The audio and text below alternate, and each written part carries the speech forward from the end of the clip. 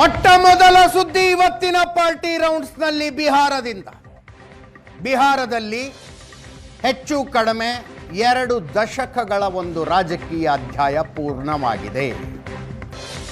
ಸರ್ಕಾರ ಬದಲಾಗಿಲ್ಲ, ಮುಖ್ಯಮಂತ್ರಿ ಬದಲಾದರು. ಜೆಡಿಯುನ ನಿತೀಶ್ ಕುಮಾರ್ ಮುಖ್ಯಮಂತ್ರಿ ಸ್ಥಾನದಿಂದ ಕೆಳಗಿಳಿತಾರೆ. ಬಿಹಾರಕ್ಕೆ ಮೊಟ್ಟ ಮೊದಲ ಬಿಜೆಪಿ ಮುಖ್ಯಮಂತ್ರಿ ಆಗ್ತಾ ಇದ್ದಾರೆ ಸಾಮ್ರಾಟ್ ಚೌಧರಿ.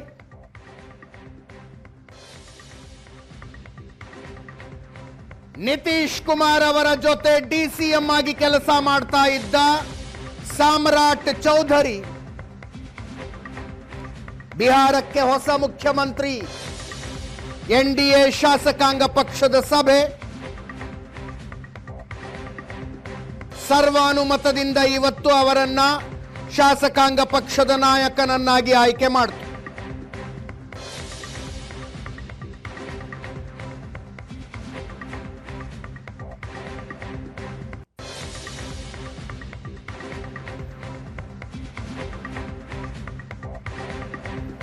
ನಾಳೆ ಬೆಳಗ್ಗೆ 11 ಗಂಟೆಗೆ ಪ್ರಮಾಣ ವಚನ ಸ್ವೀಕಾರ ಸಮಾರಂಭ.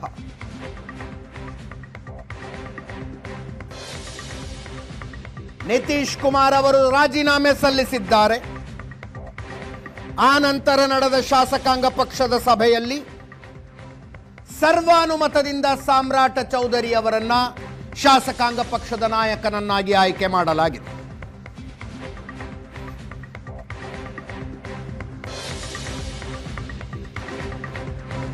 ಐವತ್ತೇಳು ವರ್ಷದ ಒಬಿಸಿ ಸಮುದಾಯಕ್ಕೆ ಸೇರಿದ ಸಾಮ್ರಾಟ್ ಚೌಧರಿ ಮೊಟ್ಟ ಮೊದಲ ಬಿಜೆಪಿ ಸಿಎಂ ಬಿಹಾರಕ್ಕೆ.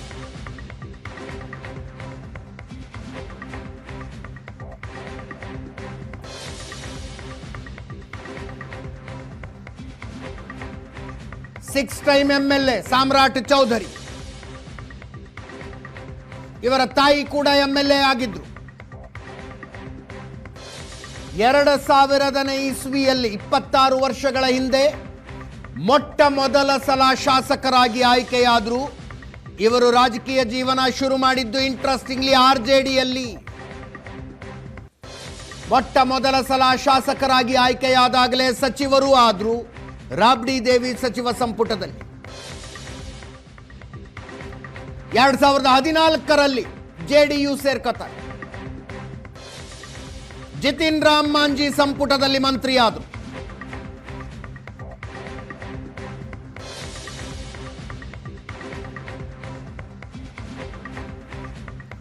2017ರಲ್ಲಿ ಬಿಜೆಪಿ ಸೇರಿದ್ರು.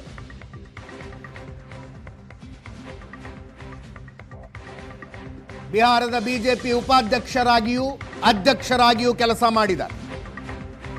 2024ರಲ್ಲಿ ಡಿಸಿಎಂ ಆದರು.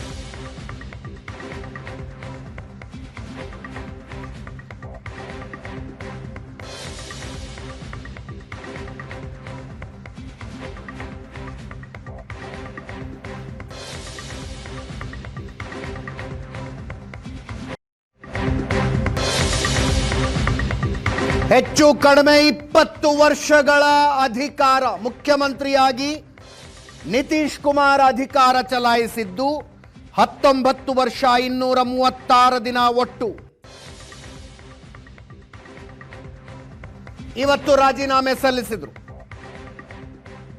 ಈಗಾಗಲೇ ಅವರು ರಾಜ್ಯಸಭೆಗೆ ಆಯ್ಕೆಯಾಗಿದ್ದಾರೆ. ಪ್ರಮಾಣ ವಚನವನ್ನು ಸ್ವೀಕರಿಸಿದ್ದಾರೆ. ನಿತೀಶ್ ಕುಮಾರ್ ಕೇಂದ್ರದಲ್ಲಿ ಸಚಿವರಾಗ್ತಾರೆ. ಒಳ್ಳೆ ಖಾತೆಯೊಂದನ್ನು ಅವರಿಗಾಗಿ ಕೊಡಲಾಗುತ್ತೆ ಅಂತ ಮಾತಿದೆ.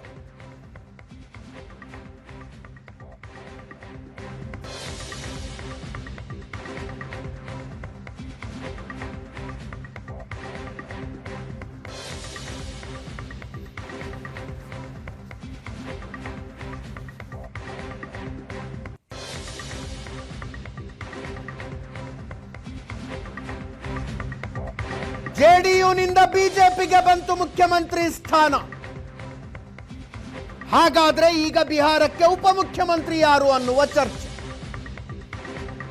ನಿತೀಶ್ ಕುಮಾರರ ಮಗ ನಿಶಾಂತ್ ಕುಮಾರ್ ಇಷ್ಟು ವರ್ಷಗಳ ಕಾಲ ರಾಜಕೀಯದಲ್ಲಿ ಕಾಣಿಸಿಕೊಂಡವರಲ್ಲ.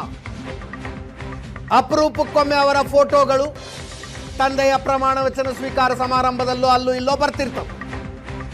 ಕಾರ್ಪೊರೇಟ್ ಜಗತ್ನಲ್ಲಿ ಕೆಲಸ ಮಾಡ್ತಾರವರು.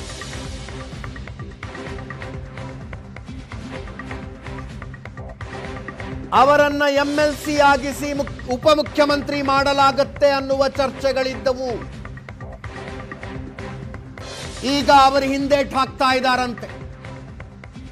ನೇರವಾಗಿ ನಾನು ಉಪಮುಖ್ಯಮಂತ್ರಿ ಆಗಲಾರೆ, ಮೊದಲು ಪಕ್ಷ ಸಂಘಟನೆ ಮಾಡ್ತೀನಿ ಅಂತಾರಂತೆ ನಿತೀಶ್ ಕುಮಾರರ ಪುತ್ರ ನಿಶಾಂತ್ ಕುಮಾರ್.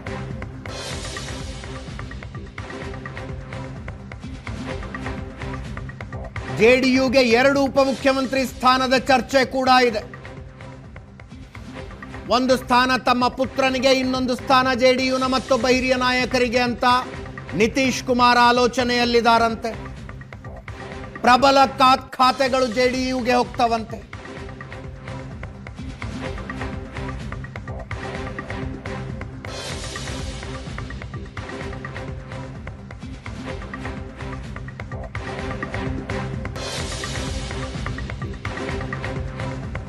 LJP ಕೂಡ ಈ ಸಲ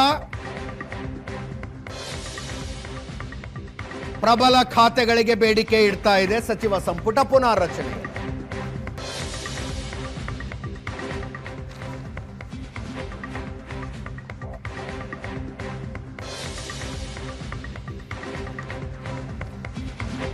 ನನ್ನ ಕೊಲೀಗ್ ಪ್ರಶಾಂತ್ ನಾಥು ನೇರ ಸಂಪರ್ಕದಲ್ಲಿದ್ದಾರೆ. ಪ್ರಶಾಂತ್, ಇಂಥ ವಿದ್ಯಮಾನ ಮತ್ತೆಲ್ಲಾದರೂ ನಡೆದಿರುವ ನೆನಪಿದೆಯಾ ನಿಮಗೆ?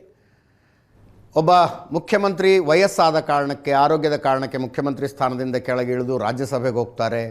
ಇನ್ನೊಂದು ಪಕ್ಷಕ್ಕೆ, ಮೈತ್ರಿಯಲ್ಲಿನ ಇನ್ನೊಂದು ಪಕ್ಷಕ್ಕೆ ಮುಖ್ಯಮಂತ್ರಿ ಸ್ಥಾನವನ್ನು ಕೊಡಲಾಗುತ್ತೆ ಮತ್ತು ಎಲ್ಲವೂ ಸುಸೂತ್ರವಾಗಿ ನಡೆಯುತ್ತೆ. ಅದೇ ಒಂದು ಪಕ್ಷದಲ್ಲಿ, ರಾಷ್ಟ್ರೀಯ ಪಕ್ಷದಲ್ಲಿ ಈ ರೀತಿ ಬೆಳವಣಿಗೆಗಳು ಸಾಕಷ್ಟು ನಡೆದಿವೆ.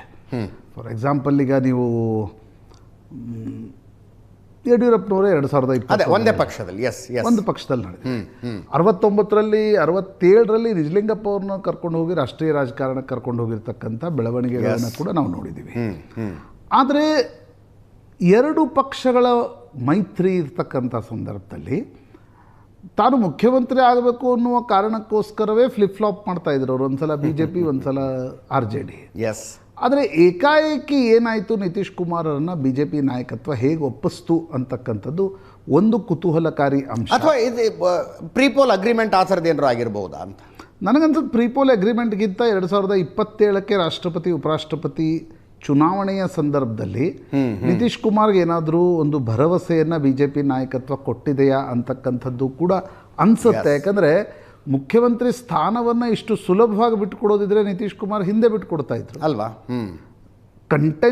ಪಾಯಿಂಟ್ ಆಫ್ ಕಂಟೆನ್ಷನ್ ಇದ್ದಿದ್ದೇ ಮುಖ್ಯಮಂತ್ರಿ ಸ್ಥಾನ. ಅದಕ್ಕೆ ತಾನೇ ಅವರು ತೇಜಸ್ವಿ ಯಾದವ್ಗೆ ಇನ್ನೇನು ಮುಖ್ಯಮಂತ್ರಿ ಮಾಡಿಯೇ ಬಿಡ್ತಾರೆ, ರಾಷ್ಟ್ರೀಯ ರಾಜಕಾರಣಕ್ಕೆ ಬರ್ತಾರೆ ಅನ್ನುವ ಮಾತುಗಳಿದ್ವು ಅವರು ಇಂಡಿ ಒಕ್ಕೂಟದ ಒಂದು ನೇತೃತ್ವವನ್ನು ವಹಿಸಿದಾಗ. ನಿತೀಶ್ ಕುಮಾರ್ ಅದಕ್ಕೆ ಒಪ್ಪಲಿಲ್ಲ. ಈಗ ಏನಾಯಿತು, ಅವ್ರು ಏಕಾಏಕಿ ಒಪ್ಪಿದ್ರು ಅನ್ನುವ ಪ್ರಶ್ನೆ ಬಂದಾಗ 2 ಕಾರಣಗಳು ಸ್ಪಷ್ಟವಾಗಿ ಅನಿಸ್ತವೆ ಮೇಲ್ನೋಟಕ್ಕೆ. ಒಂದು, ಪ್ರೆಸಿಡೆಂಟ್ ವೈಸ್ ಪ್ರೆಸಿಡೆಂಟ್ ಚುನಾವಣೆಯ ಸಂದರ್ಭದಲ್ಲಿ ಅವ್ರಿಗೊಂದು ಖಚಿತ ಭರವಸೆ BJP ಕೊಟ್ಟಿದೆ ಅನ್ನೋದಿದ್ರೆ, ಎರಡನೇದು ಅಜಿತ್ ನನಗನ್ಸ್ತಿರ್ತಕ್ಕಂಥದ್ದು ಅವರ ಮಗ ನಿಶಾಂತ್ ಕುಮಾರನ್ನ ಸ್ಲೋಲಿ ಪೊಲಿಟಿಕಲ್ ಟ್ರಾನ್ಸಿಷನ್ನಲ್ಲಿ ತರಬೇಕು ಅಂತಕ್ಕಂಥದ್ದು ನಿತೀಶ್ ಕುಮಾರ್ ಮನಸ್ಸಿನಲ್ಲಿದ್ದರೆ ಆಗ BJP ಜೊತೆಗೆ ಒಂದು ಮಾತುಕತೆಯ ಮೂಲಕ ಇದನ್ನು ಮಾಡಲಾಗಿದೆ ಅಂತಕ್ಕಂಥದ್ದು 2 ಕಾರಣಗಳು ಸ್ಪಷ್ಟವಾಗಿ ಗೋಚರಿಸ್ತವೆ. ಅದರ್ವೈಸ್ ಇಲ್ಲ, ನಾನು ರೆಸ್ಟ್ ತಗೋಬೇಕು ಅನ್ನೋ ಕಾರಣಕ್ಕೆ ದಿಲ್ಲಿಗೆ ಹೋಗ್ತಿದ್ದೀನಿ ಅನ್ನೋದು ಕನ್ವೆನ್ಷನಲ್ ಪೊಲಿಟಿಷಿಯನ್ಸ್ ವಿಸ್ಡಮ್ ಅಲ್ಲ. ರಾಜಕಾರಣಿ ಹಂಗೆ ಯೋಚನೆ ಮಾಡಲ್ಲ. ಈಗ ಅನೇಕ ಬಾರಿ ಕಾರ್ಪೊರೇಟ್ನಲ್ಲಿ ಇದನ್ನು ನೋಡಿದ್ದೀವಿ, ಸಾಕಾಯ್ತು ನನಗೆ ಅಂತ ಹೇಳೋರು, ಅಥವಾ ಮನೆಗಳಲ್ಲಿ ದೊಡ್ಡ ದೊಡ್ಡ ಮನೆತನಗಳಲ್ಲಿ ನೋಡಿದ್ದೀವಿ, ನನಗೆ ಸಾಕಾಯಿತು ನೀವು ವಹಿಸ್ಕೊಳ್ಳಿ ಅಂತ ಹೇಳೋರು. ಆದರೆ ಮಗನಿಗೆ ವಹಿಸ್ಕೊಟ್ಟು ಹೋಗ್ತಾರೆ. ಕಾರ್ಪೊರೇಟಲ್ಲೂ ನೋಡಿದ್ದೀವಿ, ಮಗನಿಗೆ ವಹಿಸ್ಕೊಟ್ಟು ಹೋಗ್ತಾರೆ. ನಿತೀಶ್ ಕುಮಾರ್ ಇಲ್ಲಿ BJPಗೆ ನೇತೃತ್ವವನ್ನು ಕೊಟ್ಟಿರ್ತಕ್ಕಂಥದ್ದು ಯಾಕೆ ಕೊಟ್ಟರು ಅಂತಕ್ಕಂಥದ್ದು, ಅದಕ್ಕೆ ನಾನು ಹೇಳಿದೆ ಕನ್ವೆನ್ಷನ್. ಈಗ ರಾಜಕಾರಣಿಗಳು ಹಂಗೆ ಯೋಚನೆ ಮಾಡಬಾರ್ದಾ, ಮಾಡಲ್ಲ ಅನ್ನೋದು ಕನ್ವೆನ್ಷನಲ್ ವಿಸ್ಡಮ್ ಹೇಳುತ್ತೆ. ಕರೆಕ್ಟ್. ಎಷ್ಟೇ ವಯಸ್ಸಾದರೂ ನಾನು ಕುರ್ಚಿಗೆ ಅಂಟ್ಕೊಂಡಿರ್ತೀನಿ ಹೊರತು ನಿಮಗೆ ಅಧಿಕಾರ ಕೊಡಲ್ಲ. ಅನೇಕ ಬಾರಿ ಮಕ್ಕಳಿಗೂ ಅಧಿಕಾರ ಕೊಡ್ಲಿಕ್ಕೆ ಒಪ್ಪಲ್ಲ ಅಂಥ ರಾಜಕಾರಣಿಗಳನ್ನು ಕೂಡ ನಾವು ನೋಡಿದ್ದೀವಿ. ಹೀಗಾಗಿ ನಿತೀಶ್ ಕುಮಾರ್ ಟ್ರಾನ್ಸಿಷನ್ ಏನಿದೆ ಅದೊಂದು ಕುತೂಹಲವನ್ನು ನಿಶ್ಚಿತವಾಗಿ ಹೆಚ್ಚಿಸುತ್ತೆ. ನನಗನ್ಸುತ್ತೆ ಅವರು 20 ವರ್ಷಗಳ ಪೀರಿಯಡ್ ಬಹಳ ಇಂಟ್ರೆಸ್ಟಿಂಗ್ ಅಲ್ಲ ಅವ್ರದ್ದು. ಸಣ್ಣ ಸಮುದಾಯ, ಸಣ್ಣ ಪಕ್ಷ ಬಟ್ ನಿರಂತರವಾಗಿ ಅಧಿಕಾರದಲ್ಲಿದೆ. ಅದೇ ನೋಡಿ, ಎರಡು ಸಂಗತಿಗಳು ನಿತೀಶ್ ಕುಮಾರರ ಬಗ್ಗೆ ಪ್ರಾಯಶಃ ಭಾರತದ ರಾಜಕಾರಣದಲ್ಲಿ ನಾವು ನೋಡಲಿಕ್ಕೆ ಸಿಗದ ಅಪರೂಪದ ವಿದ್ಯಮಾನ ಇದು. ಒಂದು, ಬಿಹಾರದಂಥ ರಾಜ್ಯದಲ್ಲಿ 2005ರಲ್ಲಿ ಅಧಿಕಾರ ಹಿಡಿದ ನಂತರ ಏನೊಂದು ಟ್ರಾನ್ಸ್ಫಾರ್ಮೇಷನನ್ನು ಅಭಿವೃದ್ಧಿಗೆ ಸಂಬಂಧಪಟ್ಟಂತೆ ನಿತೀಶ್ ಕುಮಾರ್ ತಂದರು. ಅದು ನಿಸ್ಸಂದೇಹವಾಗಿ ಕೆಲವು ರಾಜಕಾರಣಿಗಳು ಇದನ್ನು ಸಾಧಿಸ್ಲಿಕ್ಕೆ ಸಾಧ್ಯ ಆಗಿದೆ. ಕೆಲವು ರಾಜಕಾರಣಿಗಳು, ಯಾಕಂದರೆ ನೋಡಿ, ಕರ್ನಾಟಕ, ಮಹಾರಾಷ್ಟ್ರ, ತಮಿಳುನಾಡು, ಆಂಧ್ರ ಪ್ರದೇಶದ ಜೊತೆ ಬಿಹಾರನ್ನು ಕಂಪೇರ್ ಮಾಡಬಾರ್ದು. ಅಲ್ಲಿ 90ರಿಂದ 2005ರವರೆಗೆ ಅಥವಾ 90ಕ್ಕಿಂತ ಮುಂಚೆ ಯಾವ ಪರಿಸ್ಥಿತಿ ಬಿಹಾರದ ರಾಜಕಾರಣದಲ್ಲಿತ್ತು, ಅಲ್ಲಿನ ಆಡಳಿತ ವ್ಯವಸ್ಥೆಯಲ್ಲಿತ್ತು, ಕೆಟ್ಟ ಆಡಳಿತಕ್ಕೆ ಉದಾಹರಣೆ ಕೊಡೋ ಹಂಗೆ ಜಂಗಲ್ ರಾಜ್ ಅಂತಕ್ಕಂಥದ್ದನ್ನು ಕರಿತಿದ್ರು. ಜಾತೀಯ ವೈಷಮ್ಯಗಳು, ಕೋಮು ಸೌಹಾರ್ದತೆ ಸಂಪೂರ್ಣವಾಗಿ ಹಾಳಾಗಿ ಹೋಗಿತ್ತು, ಕಾನೂನು ಸುವ್ಯವಸ್ಥೆ ಸಂಪೂರ್ಣವಾಗಿ ಹಾಳಾಗಿ ಹೋಗಿತ್ತು. ನಿಮ್ಗಂದ್ರೆ ರಾತ್ರಿ 7ರ ನಂತರ ಹೆಣ್ಮಕ್ಳು ಬಿಡಿ, ಗಂಡಸರು ಕೂಡ ಓಡಾಡಲಾರ್ದಂಥ ಸ್ಥಿತಿ. ನೀವು ಅಪಹರಣ ಪಿಕ್ಚರ್ ಏನು ತೋರಿಸಿದ್ರಲ್ಲ ಅಜಯ್ ದೇವ್ಗನ್, ಪ್ರಕಾಶ್ ಝಾ ಅದನ್ನು ತೋರಿಸಿದ್ರಲ್ವಾ, ಬಿಹಾರದ್ದೇ ಕತೆ ಅದು, ಸೇಮ್ ಟು ಸೇಮ್.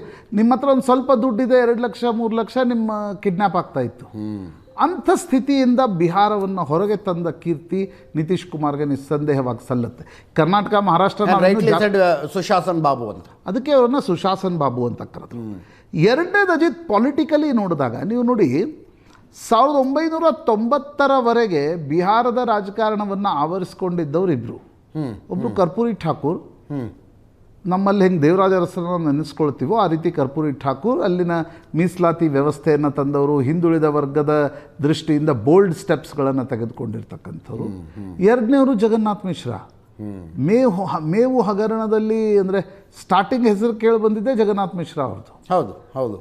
ಯಾವಾಗ ಮಂಡಲ್ ಚಳುವಳಿ ಶುರು ಆಯಿತು 1989ರಲ್ಲಿ ವಿ ಪಿ ಸಿಂಗ್ ಅಧಿಕಾರ ಹಿಡಿದ ನಂತರ ಮಂಡಲದ ಫೈಲನ್ನು ಹೊರಗೆ ತೆಗೆದ್ರು. ಆಗ ಪೊಲಿಟಿಕಲ್ ಡಿವಿಡೆಂಡ್ ಸಿಕ್ಕಿದ್ದು ಇಬ್ಬರಿಗೆ, 2 ಸಮುದಾಯಗಳಿಗೆ, 2 ರಾಜ್ಯಗಳಲ್ಲಿ, ಒಂದು ಉತ್ತರ ಪ್ರದೇಶ್, ಇನ್ನೊಂದು ಬಿಹಾರ. 2 ಯಾದವ ಸಮುದಾಯಕ್ಕೆ ಅದರ ದೊಡ್ಡ ಮಟ್ಟದ ಲಾಭ ದೊರಕಿತು. ಕಾಂಗ್ರೆಸ್ ಅಲ್ಲಿಯವರೆಗೆ ಬ್ರಾಹ್ಮಣ್ ಸೆಂಟ್ರಿಕ್ ಆಗಿ ಪಾಲಿಟಿಕ್ಸನ್ನು UP ಬಿಹಾರದಲ್ಲಿ ಮಾಡ್ತಾ ಇತ್ತು. ನಾರಾಯಣ್ ದತ್ ತಿವಾರಿ ಮತ್ತು ಜಗನ್ನಾಥ್ ಮಿಶ್ರಾ ನಾಯಕತ್ವವನ್ನು ವಹಿಸಿಕೊಂಡು. ಆದರೆ ಅದನ್ನು ತಿರುಗಿಸಿದ್ದು ಮುಲಾಯಂ ಸಿಂಗ್ ಯಾದವ್ ಮತ್ತು ಲಾಲು ಪ್ರಸಾದ್ ಯಾದವ್, ಇಬ್ಬರಿಗೂ ಅದರ ಪೊಲಿಟಿಕಲ್ ಡಿವಿಡೆಂಡ್ ಸಿಕ್ತು. ಆದರೆ ಮಂಡಲ್ ಚಳುವಳಿಯ ಕಾರಣದಿಂದ ಮೇಲ್ಗಡೆ ಬಂದು ತನಗೆ ಸಿಕ್ಕಿರ್ತಕ್ಕಂಥ ಅಧಿಕಾರವನ್ನು ಕೇವಲ ತನ್ನ ಸಮುದಾಯಕ್ಕೆ ಮತ್ತು ತನ್ನ ಕುಟುಂಬಕ್ಕೆ ಸಿಗಬೇಕು ಅಂತ ಯಾವಾಗ ಲಾಲು ಪ್ರಸಾದ್ ಯಾದವ್ ಮತ್ತು ಮುಲಾಯಂ ಸಿಂಗ್ ಯಾದವ್ ಪಾಲಿಟಿಕ್ಸ್ ಶುರು ಮಾಡಿದ್ರು, ಅದಕ್ಕೆ ಸೆಡ್ಡು ಹೊಡೆದವರು ಬಿಹಾರದಲ್ಲಿ ಇಬ್ಬರು. ಒಬ್ಬರು ಜಾರ್ಜ್ ಫರ್ನಾಂಡಿಸ್, ಇನ್ನೊಬ್ಬರು ನಿತೀಶ್ ಕುಮಾರ್. ಸಣ್ಣ ಸಮುದಾಯ, ಕುರ್ಮಿ ಸಮುದಾಯಕ್ಕೆ ಸೇರಿರ್ತಕ್ಕಂಥವ್ರು, ಪಟೇಲ್ ಅಂತ ನಾವೇನು ಕರಿತೀವಿ ಆ ಸಮುದಾಯಕ್ಕೆ ಸೇರಿರ್ತಕ್ಕಂಥವ್ರು. ಜಾರ್ಜ್ ಫರ್ನಾಂಡಿಸ್ ಅಂತೂ ಬಿಡಿ, ಮಂಗಳೂರಿಂದ ಬಾಂಬೆಗೆ ಹೋಗಿ ಬಾಂಬೆಯಿಂದ ಮುಜಫರ್ಪುರ್ವರೆಗೆ ಹೋದವರು. ಇಬ್ಬರು ಅದನ್ನು ಸೆಡ್ಡು ಹೊಡೆದು BJPಗೆ ಬಂದರು. ಪ್ರಾಯಶಃ ರಾಷ್ಟ್ರೀಯ ರಾಜಕಾರಣದಲ್ಲಿ BJP ಒಂದು ರೀತಿಯ ಅಸ್ಪೃಶ್ಯ ಪಾರ್ಟಿ ಅನ್ನುವ ರೀತಿಯಲ್ಲಿತ್ತು. 96ರ ಚುನಾವಣೆಯಲ್ಲಿ BJP ಜೊತೆಗೆ ಹೋಗಿರ್ತಕ್ಕಂಥವರು ಜಾರ್ಜ್ ಫರ್ನಾಂಡಿಸ್ ಮತ್ತು ನಿತೀಶ್ ಕುಮಾರ್. ಪ್ರಾಯಶಃ 96ರಲ್ಲಿ ಪ್ರಯತ್ನ ಪಟ್ಟರು ಅಟಲ್ ಬಿಹಾರ್ ವಾಜಪೇಯಿ ಅವರಿಗೆ ಮಿತ್ರರು ಸಿಗದೇ ಇರುವ ಕಾರಣ ಅವರ ಒಂದು ಪೊಲಿಟಿಕಲ್ ಅಸ್ಪೃಶ್ಯತೆ, ಅದು ರಾಮ ಮಂದಿರದ ಕಾರಣದಿಂದ ಬಂದಿತ್ತು. 98ರಲ್ಲಿ ನಿತೀಶ್ ಕುಮಾರ್ ಅಟಲ್ ಬಿಹಾರಿ ವಾಜಪೇಯಿ ಸಂಪುಟದಲ್ಲಿ ಮಂತ್ರಿ ಆಗ್ತಾರೆ. ನಿಮಗೊಂದು ನೆನಪಿದ್ರೆ, ಅಬ್ದುಲ್ ಕಲಾಂ ರಾಷ್ಟ್ರಪತಿಯಾಗಿದ್ದಾಗ ಒಂದು ಪ್ರಯತ್ನ ಅಲ್ಲಿ ಮುಖ್ಯಮಂತ್ರಿ ಆಗಬೇಕು ಅಂತ ನಡೀತು. ನಂಬರ್ಸ್ ಇರದೇ ಇದ್ರೂ ಕೂಡ, ಬಟ್ ಅದು ಫಿಸಲ್ ಔಟ್ ಆಯಿತು, ಅದು ವಿಫಲ ಆಯಿತು. 2005ರ ಚುನಾವಣೆಯಲ್ಲಿ BJP ಮತ್ತು ನಿತೀಶ್ ಕುಮಾರ್ ಗಟ್ಟಿ ಒಂದು ಮೈತ್ರಿಯ ಕಾರಣದಿಂದಾಗಿ ಲಾಲು ಪ್ರಸಾದ್ ಯಾದವ್ರನ್ನು ಸೋಲಿಸ್ಲಿಕ್ಕೆ ಸಾಧ್ಯ ಆಯಿತು.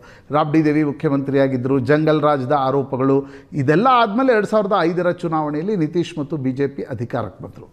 ನಿತೀಶ್ ಸುಶೀಲ್ ಮೋದಿಯವರ ಮೈತ್ರಿ ಮತ್ತು ನೇತೃತ್ವ ತುಂಬ ಅಂದರೆ ನೆವಿಗೇಟ್ ಮಾಡ್ತಾ ಹೋಯಿತು, ಯಾವುದೇ ಸಮಸ್ಯೆ ಇರಲಿಲ್ಲ. ಮೇಲ್ಗಡೆ ಲಾಲ್ ಕೃಷ್ಣ ಅಡ್ವಾಣಿಯವರ ನೇತೃತ್ವ ಇತ್ತು. ಬಟ್ ಯಾವಾಗ ನರೇಂದ್ರ ಮೋದಿ BJPಯ ನೇತೃತ್ವವನ್ನು ವಹಿಸ್ಕೊಳ್ತಾರೆ ಅಂತಕ್ಕಂಥ ಒಂದು ಚರ್ಚೆಗಳು ಶುರು ಆದವು, ನಿತೀಶ್ ಕುಮಾರ್ ಸ್ವಲ್ಪ ಮಟ್ಟಿಗೆ ರ್ಯಾಟಲ್ಡ್ ಆದರು, ಸ್ವಲ್ಪ ಮಟ್ಟಿಗೆ ಅನೀಸ್ ಇತ್ತು. ನನಗಿನ್ನೂ ನೆನಪಿದೆ, ಪಂಜಾಬ್ನ ಲುಧಿಯಾನದಲ್ಲಿ ಒಂದು NDA ರ್ಯಾಲಿ ನಡೆದಿತ್ತು ಅಜಿತ್, ಲಾಲ್ ಕೃಷ್ಣ ಅಡ್ವಾಣಿ ಪ್ರಧಾನಮಂತ್ರಿ ಅಭ್ಯರ್ಥಿ ಆದಾಗ.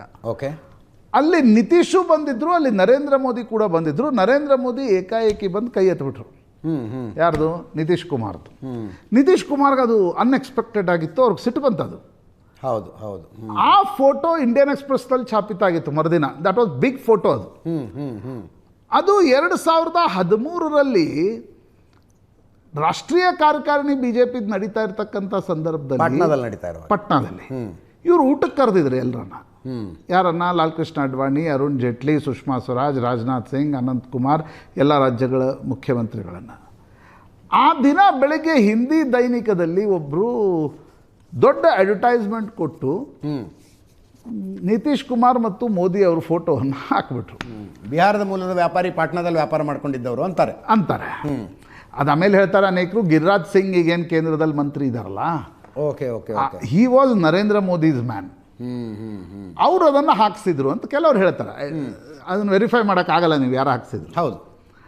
ಅದು ನಿತೀಶ್ ಕುಮಾರರನ್ನು ಬೆಳಗ್ಗೆ ಯಾವ ಪರಿ ಅವ್ರಿಗೆ ಇದಾಯಿತು ಅಂದರೆ, ಅವರು ಅರುಣ್ ಜೇಟ್ಲಿಗೆ ಕಾಲ್ ಮಾಡಿದರು. ನಾನು ನಿಮ್ಗೇನು ಇನ್ವಿಟೇಷನ್ ಕೊಟ್ಟಿದ್ದೆ ಅದನ್ನು ಹಿಂತೆಗೆದುಕೊಳ್ತಾ ಇದ್ದೀನಿ, ದಯವಿಟ್ಟು ಯಾರು ಊಟಕ್ಕೆ ಬರಬೇಡಿ.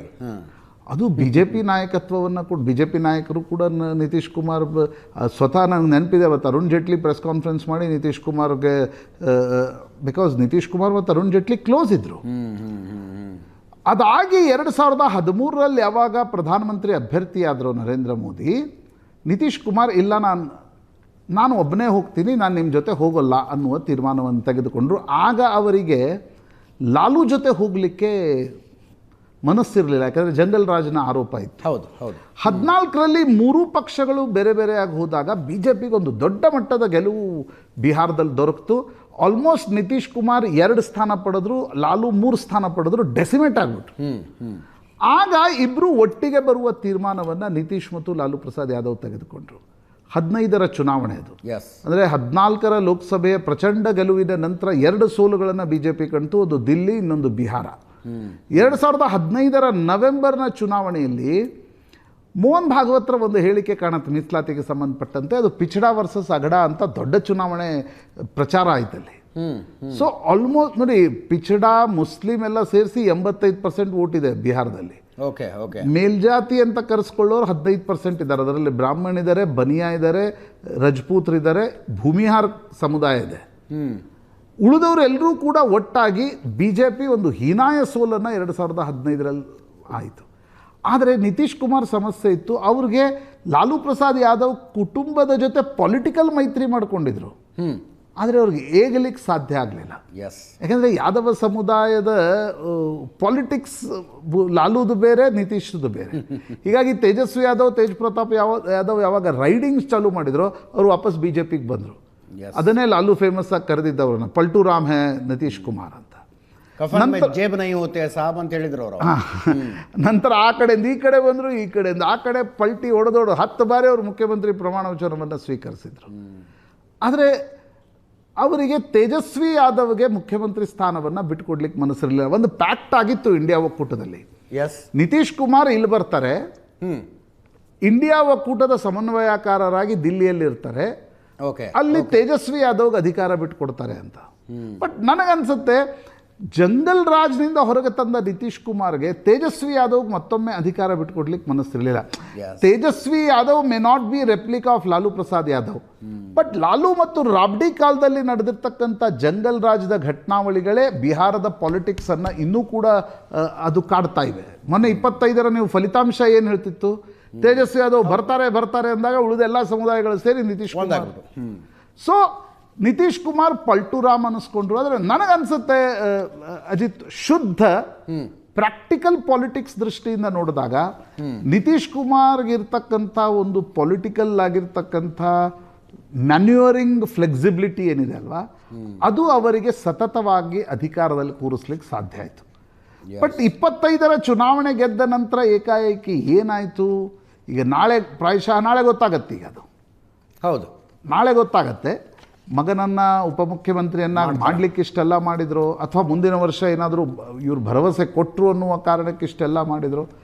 ಬಟ್ ನಿತೀಶ್ ಕುಮಾರರ ಒಂದು ಅಂಶವನ್ನು ಮೆಚ್ಚಲೇಬೇಕಾಗತ್ತೆ ಅಜಿತ್, ಬೇರೆ ಪಕ್ಷಕ್ಕೆ ಅಧಿಕಾರವನ್ನು ಬಿಟ್ಟುಕೊಟ್ಟು ತಾನು ಸುಲಭವಾಗಿ ಈ ರೀತಿಯ ನಿಮಗೆ ವಿದಾಯ ಎಷ್ಟು ಜನರಿಗೆ ದೊರಕತ್ರಿ. ಎನ್ ಟಿ ರಾಮರಾವ್ಗೆ ಅಳಿಯನೇ ಬಿಡಲಿಲ್ಲ ಆ ರೀತಿಯ ವಿದಾಯ ಕೊಡಲಿಕ್ಕೆ.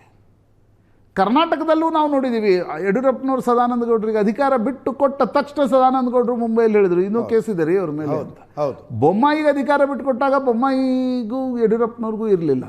ಹೀಗೆ ಮತ್ತೊಂದು ಪಕ್ಷಕ್ಕೆ ಅಧಿಕಾರ ಬಿಟ್ಟು ಕೊಟ್ಟು ತುಂಬ ಸುಲಭವಾಗಿ ಈ ರೀತಿಯ ವಿದಾಯವನ್ನು ಹೇಳಿಸ್ಕೊಳ್ಳಿಕ್ಕೂ ನಿಮಗೊಂದು ನಸೀಬ್ ಬೇಕು ಅಂತ ಅನ್ಸುತ್ತೆ. ನಿಜ ನಿಜ. ಅದನ್ನು ನಿತೀಶ್ ಕುಮಾರ್ ಮಾಡಿ ತೋರಿಸಿದ್ದಾರೆ. ನೋಡಿ, ಪಾಲಿಟಿಕ್ಸ್ನಲ್ಲಿ ಡಿಟ್ಯಾಚ್ಮೆಂಟ್ ಅನ್ನುವ ಶಬ್ದಕ್ಕೆ ಪಾಲಿಟಿಕ್ಸ್ನಲ್ಲಿ ಅರ್ಥ ಇಲ್ಲ.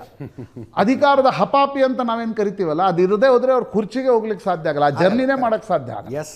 ಅಂಥ ಪರಿಸ್ಥಿತಿಯಲ್ಲಿ ನಿತೀಶ್ ಕುಮಾರ್ ಆ ಡಿಟ್ಯಾಚ್ಮೆಂಟನ್ನು ತೋರಿಸಿರ್ತಕ್ಕಂಥದ್ದು. ಈಗ ಡಿಟ್ಯಾಚ್ಮೆಂಟ್ ಹಿಂದಿನ ಕಾರಣ ಏನು ಅದು ಮುಂಬರುವ ದಿನಗಳಲ್ಲಿ ಗೊತ್ತಾಗತ್ತೆ. ಆದರೆ ಅವರ ಈಗ ನಿತೀಶ್ ಕುಮಾರ್ ರೀತಿಯೇ ಅವರ ಮಗ ನೇತೃತ್ವವನ್ನು ಕೊಡಬಹುದಾ? ಕೊಡ್ಲಿಕ್ಕೆ ಸಾಧ್ಯ ಆಗದೆ ಹೋದರೆ JDU ಅಪ್ಪಚ್ಚಿ ಆಗತ್ತಾ? ಎಂಡ್ ಆಫ್ ದ ಡೇ ಅಲ್ಲಿ 2 party BJP versus RJD politics ಶುರು ಆಗತ್ತಾ? ಸಾಮ್ರಾಟ್ ಚೌಧರಿ, ಈಗ ನಾವು ಸಾಮ್ರಾಟ್ ಚೌಧರಿ ಬಗ್ಗೆ ಮಾತನಾಡುವಾಗ ಇದನ್ನು ಮಾತಾಡಬಹುದು, ಆದರೆ ಸಾಮ್ರಾಟ್ ಚೌಧರಿ ಆ ಶೂಸಲ್ಲಿ ಫಿಲಿನ್ ಆಗ್ತಾರಾ? ಇವೆಲ್ಲವೂ ಕೂಡ ಮುಂದಿನ ಪ್ರಶ್ನೆಗಳು ಅನಿಸುತ್ತೆ. But what a journey Ajit. ನಾವು ಪಾಲಿಟಿಕ್ಸನ್ನು ದಿನ ಕವರ್ ಮಾಡೋರಿಗೆ ನಿತೀಶ್ ಕುಮಾರ್ ಅಂತ ಒಂದು ಜರ್ನಿ, ಅದು ಬಿಹಾರದಲ್ಲಿ, ಅದು 20 ವರ್ಷಗಳ ಕಾಲ. Absolutely yes. ಬಿಹಾರದಲ್ಲಿ ನಾಯಕತ್ವ ಬದಲಾವಣೆಯಾಗಿದೆ, ತುಂಬ ಸುಸೂತ್ರವಾಗಿ ಆಗಿದೆ. JDU ಮುಖ್ಯಮಂತ್ರಿ ಇದ್ದರು, JDUನ ಇನ್ನೊಬ್ಬ ಶಾಸಕರಿಗೆ ಮುಖ್ಯಮಂತ್ರಿ ಮಾಡಿದ್ದಲ್ಲ, BJPಗೆ ಅಧಿಕಾರ ಬಿಟ್ಟು ಕೊಟ್ಟರು. ನಿತೀಶ್ ಕುಮಾರ್ ಜಾಗಕ್ಕೆ ಈಗ BJPಯ ಸಾಮ್ರಾಟ್ ಚೌಧರಿ ಬಂದಿದ್ದಾರೆ. ಸಾಮ್ರಾಟ್ ಚೌಧರಿ ಹೊಸ ಮುಖ್ಯಮಂತ್ರಿ, BJPಯ ಮೊಟ್ಟ ಮೊದಲ ಮುಖ್ಯಮಂತ್ರಿ. ಮತ್ತೊಮ್ಮೆ ನನ್ನ ಕೊಲೀಗ್ ಪ್ರಶಾಂತ್ ನೇರ ಸಂಪರ್ಕದಲ್ಲಿದ್ದಾರೆ. ಸಾಮ್ರಾಟ್ ಚೌಧರಿ ಆಯ್ಕೆ. ಪ್ರಶಾಂತ್ RJDಯಿಂದ ರಾಜಕೀಯ ಶುರು ಮಾಡಿ JDUಗೆ ಬಂದು 10 ವರ್ಷ ಕೂಡ ಆಗಿಲ್ಲ ಇನ್ನು BJPಗೆ ಬಂದು, ಆಗಲೇ ಉಪಮುಖ್ಯಮಂತ್ರಿಯಾಗಿ ಮುಖ್ಯಮಂತ್ರಿನೂ ಆದರು. ಅದೇ ನೋಡಿ, 95ರಿಂದ ಬಹುತೇಕ ಏನು BJP ಲಾಲು ಪ್ರಸಾದ್ ಯಾದವ್ ಜೊತೆ ಟೇಕ್ ಆನ್ ಶುರುವಾಗಿದ್ದೆ ಆವಾಗ. 90ರಲ್ಲಿ ಲಾಲ್ ಕೃಷ್ಣ ಅಡ್ವಾಣಿಯವರು ರಥಯಾತ್ರೆ ಹೋದಾಗ ಲಾಲು ಪ್ರಸಾದ್ ಯಾದವ್ ಅದನ್ನು ತಡೆದ್ರು. ಹೌದು, ಅವರು ತಡೆದಿದ್ದು ಇಲ್ಲ ಮುಸ್ಲಿಂ ಸಮುದಾಯದ ಮತಗಳನ್ನು ಕ್ರೋಢೀಕರಣ ಮಾಡಬೇಕು ಅನ್ನೋ ಕಾರಣ. ಅದಾದಮೇಲೆಯೇ ಲಾಲು ವರ್ಸಸ್ BJPಯ ಫೈಟ್ ಇದ್ದೇ ಇತ್ತು. ಆದರೆ BJPಗೆ 90ರಿಂದ ಹಿಡಿದು ಈಗಿನವರೆಗೂ ಸಮಸ್ಯೆ ಇದ್ದದ್ದೇನು, BJPಯ ಲೀಡರ್ಶಿಪ್ ಅಗಡ ಇತ್ತು. ನಿತೀಶ್ ಕುಮಾರ್ ಮತ್ತು BJPಯ ಮೈತ್ರಿ ಆಗಿದ್ದ ಹೆಂಗೆ, ನಿತೀಶ್ ಕುಮಾರ್ ಅತಿ ಹಿಂದುಳಿದ ವರ್ಗ, ಅತಿ ದಲಿತ, ಸ್ವಲ್ಪ ಮುಸ್ಲಿಂ ವೋಟ್ಗಳನ್ನು ತಮ್ಮ ತೆಕ್ಕೆಗೆ ತೆಗೆದುಕೊಳ್ತಾ ಇದ್ರು. BJP ದೊಡ್ಡ ಮಟ್ಟದಲ್ಲಿ ಫಾರ್ವರ್ಡ್ ವೋಟ್ ಅಂತ ತೆಗೆದುಕೊಳ್ತಾ ಇತ್ತು. ಲೀಡರ್ಶಿಪ್ ಪಿಚಡ ಇರಲಿಲ್ಲ, ವೋಟ್ ಪಿಚಡ ಬರ್ತಿತ್ತು. ಹಿಂದುಳಿದ ವರ್ಗ, ಅಯೋಧ್ಯೆಯ ಹಿಂದುತ್ವದ ಕಾರಣದಿಂದಾಗಿ ಪಿಚಡ ವೋಟು ಕೂಡ BJPಗೆ ಬರ್ತಾ ಇತ್ತು. ಯಾದವರನ್ನ ಯಾರು ಪೊಲಿಟಿಕಲಿ ಟೇಕ್ ಆನ್ ಮಾಡ್ತಿದ್ರು ಅವರು BJP ಜೊತೆಗೆ ಬರ್ತಾ ಇದ್ರು. ಕರೆಕ್ಟ್. ಆದರೆ BJPಯ ನೇತೃತ್ವ ಇದ್ದದ್ದು ಸುಶೀಲ್ ಮೋದಿ. ಅಂದರೆ ಅವರು ಸಮುದಾಯದ ವೋಟ್ಗಳೇ ಅಲ್ಲಿರಲಿಲ್ಲ, ಬಹಳ ಸಣ್ಣ ಸಮುದಾಯ, ಬ್ಯಾಕ್ವರ್ಡ್ ಲೀಡರ್ ಅಂತ ಗುರುತಿಸ್ಕೊಂಡಿದ್ರು, ಆದರೆ ರ್ಯಾಲಿಂಗ್ ಪಾಯಿಂಟ್ ಇರಲಿಲ್ಲ. ಅದಾದಮೇಲೆ ಗಿರಿರಾಜ್ ಸಿಂಗ್, ಭೂಮಿಹಾರಿಗೂ ಹಿಂದುಳಿದ ವರ್ಗಕ್ಕೂ ದಲಿತರಿಗೂ ಅಲ್ಲೊಂದು ಫೈಟ್ ನಾವು ನೋಡಿದ್ದೀವಿ. ಅರಾ ಭಾಗದಲ್ಲಿ ದೊಡ್ಡ ಮಟ್ಟದ ಒಂದು ರೀತಿಯ ಸೋಷಿಯಲ್ ಡಿವೈಡ್ ನಾವು ಬಿಹಾರದಲ್ಲಿ ನೋಡ್ತೀವಿ. ರಮಾನಂದ್ ರಾಯ್ ಥರದ ಒಂದು ಯಾದವ ನೇತೃತ್ವ ಇದ್ದರು, ಅದು ಲಾಲು ಪ್ರಸಾದ್ ಯಾದವ್ಗೆ ಕಂಪೇರೇ ಮಾಡಲಿಕ್ಕೆ ಸಾಧ್ಯ ಆಗ್ತಿರಲಿಲ್ಲ. ಹೀಗಿರುವಾಗ BJPಗೆ ಹೊಸದಾಗಿ ಸಿಕ್ಕಿದ್ದು ಸಾಮ್ರಾಟ್ ಚೌಧರಿ. ಪೊಲಿಟಿಕಲ್ ಒಂದು ಫ್ಯಾಮಿಲಿಯಿಂದ ಬರ್ತಾರೆ. ಅವ್ರ ತಂದೆ ಶಕುನಿ ಚೌಧರಿ ಲಾಲು ಪ್ರಸಾದ್ ಯಾದವ್ ಜೊತೆಗಿದ್ದವರು. ಓಕೆ. ಅವರ ತಾಯಿ ಪಾರ್ವತಿ ಕೂಡ ಒಂದ್ಸಲ ತಾರಾಪುರ MLA ಆಗಿದ್ರು. ತಂದೆ 6 ಬಾರಿ 7 ಬಾರಿ MLA ಆಗಿದ್ರು ಅವರು, ಶಕುನಿ ಚೌಧರಿ. ಲಾಲು ಪ್ರಸಾದ್ ಯಾದವ್ರ ಥಿಂಕ್ ಟ್ಯಾಂಕ್ನಲ್ಲಿ ಶಕುನಿ ಚೌಧರಿ ಕೂಡ ಇದ್ರು ಅಂತ ಹೇಳ್ತಾರೆ. ಅದಾದ್ಮೇಲೆ ಅವರು ಈಗ ರಾಬ್ಡಿ ಸಂಪುಟದಲ್ಲಿ ಮಗನನ್ನ ಮಂತ್ರಿಯನ್ನಾಗಿ ಮಾಡಿದರು. ಅದಾದ್ಮೇಲೆ ಬಿಟ್ಟು JDUಗೆ ಬಂದರು, JDUದನ್ನು ಬಿಟ್ಟು BJPಗೆ ಬಂದರು. BJPಗೂ ಕೂಡ ಈ ರೀತಿಯ ಒಂದು ನಾಯಕತ್ವ ಹಿಂದುಳಿದ ವರ್ಗದ ಯಾಕೆ ಬೇಕಿತ್ತು ಅಂದರೆ, ನಾನು ಕರ್ನಾಟಕದ ಜೊತೆ ಬಿಹಾರನ ಕಂಪೇರ್ ಮಾಡೋದಾದರೆ ಅಜಿತ್, ಕರ್ನಾಟಕದಲ್ಲಿ ಈಗ ಹಿಂದುಳಿದ ವರ್ಗಗಳು ಅಂತ ಗುರುತಿಸ್ಕೊಂಡವು ಯಾವ್ಯಾವು? ಪೊಲಿಟಿಕಲಿ ಆಕ್ಟಿವ್ ಕುರುಬ ಸಮುದಾಯ. ಸಿದ್ದರಾಮಯ್ಯನವ್ರಿಗೆ ಅದು ನಾಯಕತ್ವ ಇದ್ದಿದ್ದರಿಂದ ಕುರುಬ ಸಮುದಾಯದ 8%, 9% ದೊಡ್ಡ ಮಟ್ಟದಲ್ಲಿ ಕಾಂಗ್ರೆಸ್ಗೆ ಲಾಭ ತಂತು. ಅದು ಬಿಟ್ಟರೆ ಇರೋದು ಈಡಿಗ ಸಮುದಾಯ. ಬಂಗಾರಪ್ಪನವರು ಈಡಿಗ ಸಮುದಾಯದಿಂದ ಬಂದು ಮುಖ್ಯಮಂತ್ರಿ ಆದರು. ಕಾರವಾರ, ಶಿವಮೊಗ್ಗ, ಉಡುಪಿ, ಮಂಗಳೂರು ಈ ಜಿಲ್ಲೆಗಳಲ್ಲಿ ಈಡಿಗ ಸಮುದಾಯದ ಸೈಜಬಲ್ ವೋಟ್ಸ್ಗಳಿವೆ. ಸ್ವಲ್ಪ ಮಟ್ಟಿಗೆ ಕಲಬುರಗಿ ಕಡೆಗೂ ಇದೆ. ಅದಾದ ಮೇಲೆ ಅಂದರೆ ಈ ರೀತಿಯ ಈಗ ಕುರುಬ, ಈಡಿಗ, ಮಡಿವಾಳ ಈ ರೀತಿಯ ನಿಮಗೆ ನೇಕಾರ ಸಮುದಾಯಗಳು ಬರ್ತಾವೆ ಕರ್ನಾಟಕದಲ್ಲಿ. ಅದೇ ರೀತಿ ಬಿಹಾರದಲ್ಲಿ ಹಿಂದುಳಿದ ವರ್ಗ ಅಂದ ತಕ್ಷಣ ಮಂಡಲ್ ಚಳುವಳಿಯ ಲಾಭ ದೊರಕಿದ್ದು ಯಾದವರಿಗೆ. 15-16% ಇದ್ದಾರೆ, ದೊಡ್ಡ ಪ್ರಮಾಣದಲ್ಲಿದ್ದಾರೆ ಅಲ್ಲಿ. ಅದಾದ ಮೇಲೆ ಹಿಂದುಳಿದ ಸಮುದಾಯ ಇರೋದು ಕೊಯ್ರಿ Kushwaha.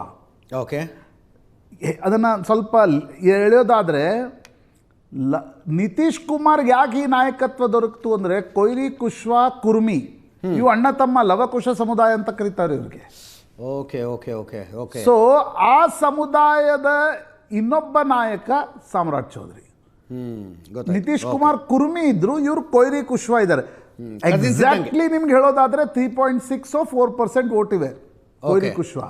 Okay okay. But that is a sizeable vote as far as BJP's vote bank is concern. ನೀವು ಉಪೇಂದ್ರ ಕುಶ್ವಾ ಜೊತೆ ಯಾಕೆ ಬಿಜೆಪಿ ಮೈತ್ರಿ ಮಾಡ್ಕೊಂಡಿತ್ತು 2014ರಲ್ಲಿ ಅಂದರೆ ಅವರು ನಿತೀಶ್ ಕುಮಾರನ್ನ ಬಿಟ್ಟು ಬಂದಿದ್ರು. ಕುಶ್ವಾ ವೋಟ್ಗಳನ್ನು ಒಗ್ಗಟ್ಟು ಮಾಡಲಿಕ್ಕೆ ಉಪೇಂದ್ರ ಕುಶ್ವಾ ಜೊತೆ ಮೈತ್ರಿ ಮಾಡ್ಕೊಂಡಿದ್ರು. ಯಾವಾಗ ಶಕುನಿ ಚೌಧರಿ ಸಿಕ್ಕರು, ಉಪೇಂದ್ರ ಕುಶ್ವಾರನ್ನು ಬಿಜೆಪಿ ಡಂಪ್ ಮಾಡಿತ್ತು ಹಿಂದೆ, ನೆನಪಿದ್ದೆ ನಿಮಗೆ.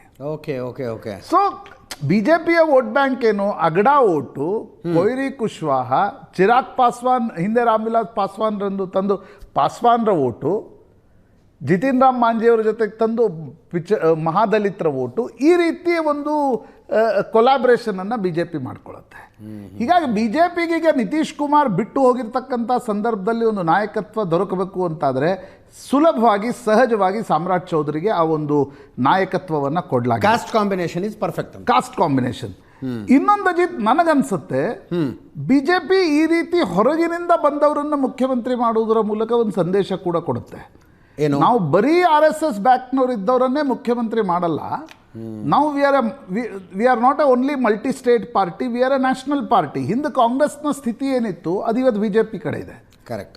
Congress has become A multi state party. ಹೌದು. ಹೀಗಿರುವಾಗ ಈಗ ಹೇಮಂತ್ ಬಿಸ್ವಾಸ್ ಸರ್ಮಾರನ್ನ ಬಿಜೆಪಿ ಮುಖ್ಯಮಂತ್ರಿ ಮಾಡ್ತು, ಇಲ್ಲಿ ಬಸವರಾಜ ಬೊಮ್ಮಾಯಿ ಅವರನ್ನ ಮುಖ್ಯಮಂತ್ರಿ ಮಾಡ್ತು, ಸಾಮ್ರಾಟ್ ಚೌಧರಿಯನ್ನ ಮುಖ್ಯಮಂತ್ರಿ ಮಾಡುವುದರ ಮೂಲಕ ಒಂದು ವೇಳೆ ನೀವು ಬೇರೆ ಪಾರ್ಟಿ ಬಿಟ್ಟು ನಮ್ಮ ಕಡೆ ಬಂದ್ರೆ, ನಮ್ಮ ಐಡಿಯಾಲಜಿ ಜೊತೆ, ನಮ್ಮ ನಾಯಕತ್ವದ ಜೊತೆ ಇದ್ರೆ ನಿಮಗೂ ಅಧಿಕಾರ ಕೊಡೋ ಸಾಧ್ಯತೆ ಇದೆ.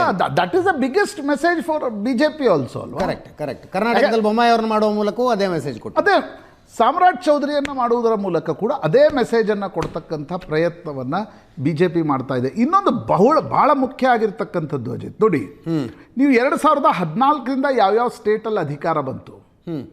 ಮಹಾರಾಷ್ಟ್ರದಲ್ಲಿ ದೇವೇಂದ್ರ ಫಡ್ನವೀಸ್ ಮರಾಠ ವೋಟ್ ಬ್ಯಾಂಕ್ನ ವಿರುದ್ಧ ಭಾಳ ಮೈನ್ಯೂಟ್ ಬ್ರಾಹ್ಮಿನ್ ಕಮ್ಯುನಿಟಿಯಿಂದ ಬಂದು ಅವರು ಎಲ್ಲ ವೋಟ್ಗಳನ್ನು ಜೊತೆಗೆ ತರ್ತಕ್ಕಂಥ ಪ್ರಯತ್ನ ಮಾಡಿದರು. ಅಲ್ಲಿ ಮುಖ್ಯಮಂತ್ರಿ ಆದರು. ಜಾರ್ಖಂಡ್ನಲ್ಲಿ ರಘುವರ್ ದಾಸ್ ಟ್ರೈಬಲ್ ಕಮ್ಯುನಿಟಿಯವರು ಆಗಿರಲಿಲ್ಲ ಅವರು. ಓಕೆ. ಉತ್ತರ ಪ್ರದೇಶದಲ್ಲಿ Yogi Adityanath is A Hindutva icon.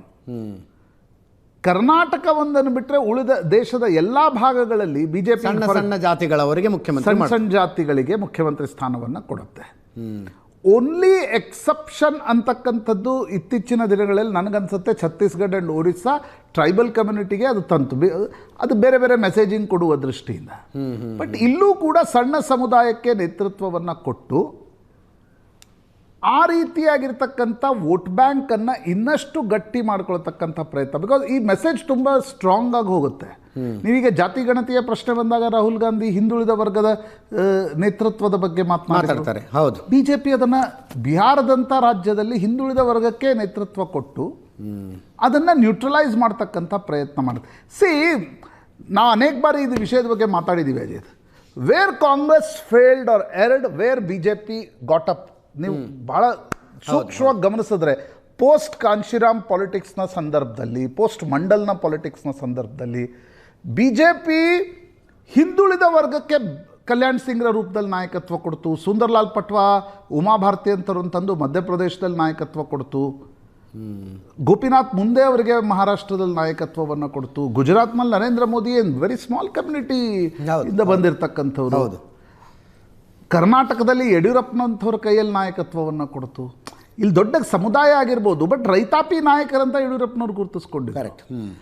Congress ಎಲ್ಲಿ ಫೇಲ್ ಆಯಿತು ಅಂತಂತಂದರೆ, ಉತ್ತರ ಪ್ರದೇಶ್ ಬಿಹಾರದಲ್ಲಿ ನೀವು ಕಾಂಗ್ರೆಸ್ ಇಲ್ಲವಾಗಿದ್ದರಿಂದಲೇ ಇವತ್ತು ರಾಷ್ಟ್ರೀಯ ರಾಜಕಾರಣದಲ್ಲಿ ಕಾಂಗ್ರೆಸ್ ಅನುಭವಿಸ್ತಾ ಇದೆ. ಮಂಡಲ್ ಚಳುವಳಿಯ ಇಂಪ್ಯಾಕ್ಟನ್ನು ಗ್ರಹಿಸದೆ ಬ್ರಾಹ್ಮಣ ಸಮುದಾಯಕ್ಕೆ ಆ ನೇತೃತ್ವವನ್ನು ಕೊಟ್ಟು ನಾರಾಯಣ್ ದತ್ ತಿವಾರಿ ಮತ್ತು ಜಗನ್ನಾಥ್ ಮಿಶ್ರಾರ ಕೈಯಲ್ಲೇ ನಾಯಕತ್ವವನ್ನು ಕೊಟ್ಟಿದ್ದರಿಂದ U P Bihar slipped out of Congress hands. Mulayam ಮತ್ತು Lalu but B J P Hindutva ಗಾಳಿ ಬೀಸ್ತಾ ಇರೋ ದಿಕ್ಕನ್ನು ಅರ್ಥ ಮಾಡಿಕೊಂಡು ಸಣ್ಣ ಜಾತಿಗಳ ನಾಯಕತ್ವವನ್ನು ಕೊಟ್ಟು ಹಿಂದುಳಿದ ವರ್ಗಕ್ಕೆ ನಾವು ಒಂದು ರೀತಿಯ ನಾಯಕತ್ವವನ್ನು ಕೊಡ್ತಾ ಇದ್ದೀವಿ ಅಂತಕ್ಕಂಥ ಮೆಸೇಜ್ನ ಮೂಲಕ ರಾಷ್ಟ್ರೀಯ ರಾಜಕಾರಣದಲ್ಲೂ ಕೂಡ ಇದರ ಡಿವಿಡೆಂಡನ್ನು ತೆಗೆದರು. ನೆಕ್ಸ್ಟ್ ಇಯರ್ ಉತ್ತರ ಪ್ರದೇಶದ ಚುನಾವಣೆ ಇದೆ ಅಜಿತ್.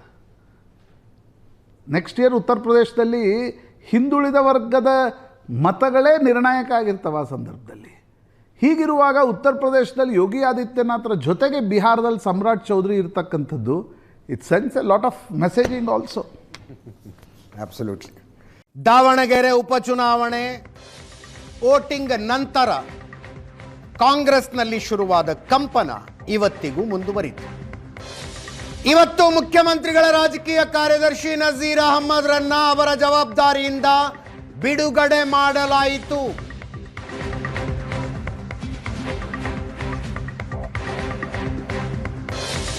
ಅಬ್ದುಲ್ ಜಬ್ಬಾರ್ ಕೆಪಿಸಿಸಿ ಅಲ್ಪಸಂಖ್ಯಾತರ ಘಟಕದ ಅಧ್ಯಕ್ಷ ಸ್ಥಾನಕ್ಕೆ ರಾಜೀನಾಮೆ ಕೊಟ್ಟಾಗಲೇ ಏಷ್ಯಾನೆಟ್ ಸುವರ್ಣ ನ್ಯೂಸ್ ಹೇಳ್ತು, ಕೇವಲ ಅಬ್ದುಲ್ ಜಬ್ಬಾರರಿಗೆ ಮಾತ್ರ ಅಲ್ಲ, ನಜೀರ್ ಅಹಮ್ಮದರಿಗೂ ರಾಜೀನಾಮೆ ಕೊಡುವಂತ ಸೂಚನೆ ಇದೆ ಅಂತ.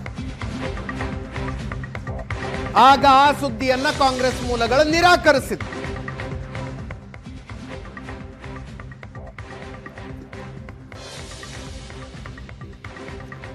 ನಜೀರ್ ಅಹಮ್ಮದ್ ಅವರು ಮಾಧ್ಯಮಗಳ ಮುಂದೆ ಯಾವುದೇ ಹೇಳಿಕೆಯನ್ನು ಕೊಟ್ಟಿರಲಿಲ್ಲ. ಮುಖ್ಯಮಂತ್ರಿಗಳ ಬೀದರ್ ಕಲಬುರಗಿಯಲ್ಲಿದ್ರು. ಅವರನ್ನ ವೈಯಕ್ತಿಕವಾಗಿ ಖುದ್ದಾಗಿ ಭೇಟಿಯಾಗೋದಕ್ಕೆ ನಜೀರ್ ಅಹಮ್ಮದ್ ಕಾಯ್ತಾ ಇದ್ರು.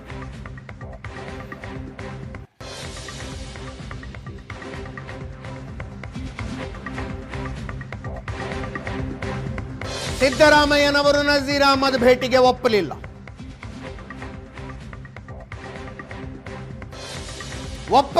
ಮಾತ್ರ ಅಲ್ಲ, ಅವರನ್ನ ಸಿಎಂ ರಾಜಕೀಯ ಕಾರ್ಯದರ್ಶಿ ಸ್ಥಾನದಿಂದ ಬಿಡುಗಡೆ ಮಾಡಿದ ಆದೇಶ ಹೊರಡಿಸಿದ್ರು.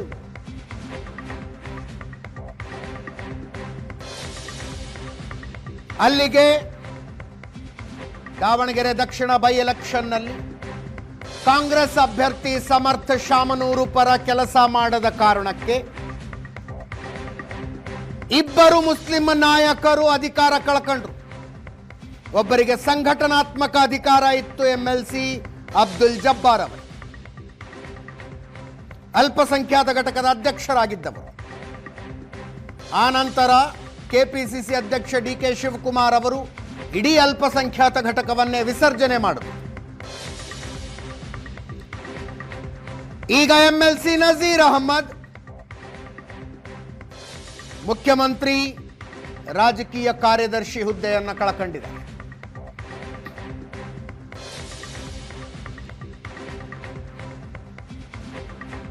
ಸಚಿವ ಜಮೀರ್ ಅಹಮದ್ ಖಾನ್ ರನ್ನು ಬಂದು ಭೇಟಿಯಾಗುವಂತ ಮುಖ್ಯಮಂತ್ರಿಗಳು ಹೇಳಿದ್ರಂತೆ.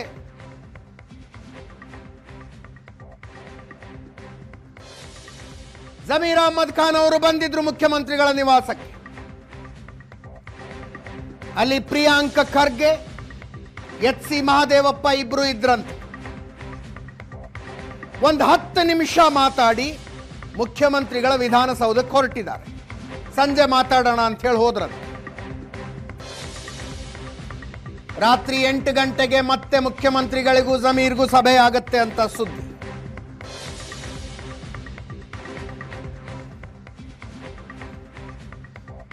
ಸಮರ್ಥ ಶಾಮನೂರು ಪರ ಪ್ರಚಾರದಿಂದ ಹೆಚ್ಚು ಕಡಿಮೆ ದೂರವೇ ಉಳಿದಿದ್ರು ಜಮೀರ್ ಅಹಮದ್ ಖಾನ್.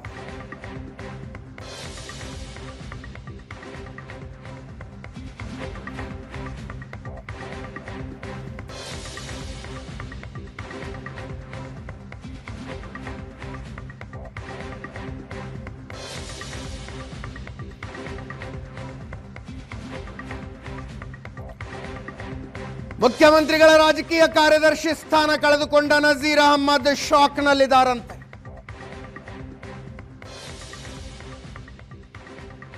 ಸಿದ್ದರಾಮಯ್ಯನವರಿಗೆ ಬೇಜಾರಾಗಿದೆ ಅನ್ನುವುದು ಸ್ಪಷ್ಟ. ನೀವು ರಾಜೀನಾಮೆ ಕೊಡಬೇಕು ಅನ್ನುವ ಸೂಚನೆ ಅವರಿಗೆ ಬಂದಾಗ, ನಜೀರ್ ಅಹಮ್ಮದರಿಗೆ ಬಂದಾಗ, ನಜೀರ್ ಅಹಮ್ಮದ್ ಕೊನೆ ಪಕ್ಷ ಮುಖ್ಯಮಂತ್ರಿಗಳನ್ನು ಖುದ್ದಾಗಿ ಭೇಟಿಯಾಗಿ ಚರ್ಚೆ ನಡೆಸಿ ರಾಜೀನಾಮೆ ಕೊಡೋಣ ಅಂತಿದ್ರು. ಸಿದ್ದರಾಮಯ್ಯನವರು ಅದಕ್ಕೂ ಅವಕಾಶ ಕೊಡಲಿಲ್ಲ.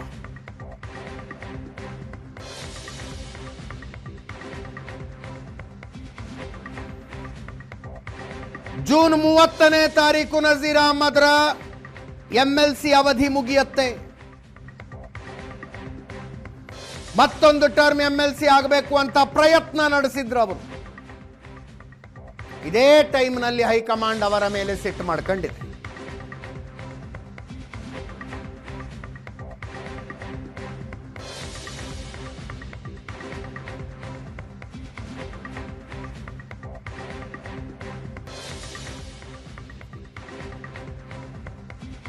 ದೆಹಲಿ ವರಿಷ್ಠರೊಬ್ಬರಿಂದ ರಾಜೀನಾಮೆ ಕೊಡಬೇಕು ಅನ್ನುವ ಸೂಚನೆ ಬಂದರೂ ಕೂಡ ನಜೀರ್ ಅಹಮ್ಮದ್ ರಾಜೀನಾಮೆ ಕೊಡಲಿಲ್ಲ.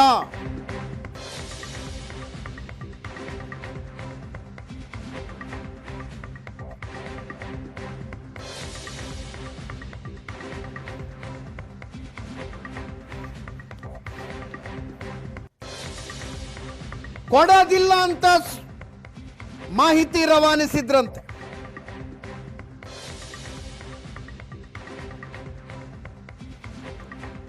ಅದರ ಅರ್ಥ ನಾನು ರಾಜೀನಾಮೆ ಕೊಡೋದಿಲ್ಲ, ನೀವು ಬೇಕಿದ್ರೆ ನನ್ನನ್ನು ಆ ಸ್ಥಾನದಿಂದ ಕಿತ್ತಾಕಿ ಅಂತ ಕಾಯ್ತಿದ್ರ.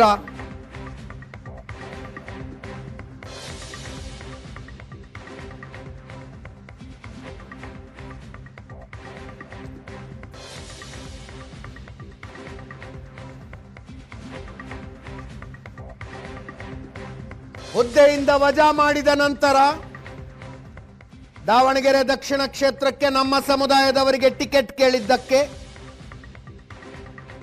ನನಗೀ ಸ್ಥಿತಿ ಬಂತು, ನಾನು ಅಧಿಕಾರ ಕಳ್ಕೊಂಡೆ ಅಂತ ಸಮುದಾಯದ ಎದುರು ಹೋಗುವ ಪ್ಲಾನ್ನಲ್ಲಿ ನಜೀರ್ ಅಹಮ್ಮದ್ ಅವರಿದ್ದಾರೆ.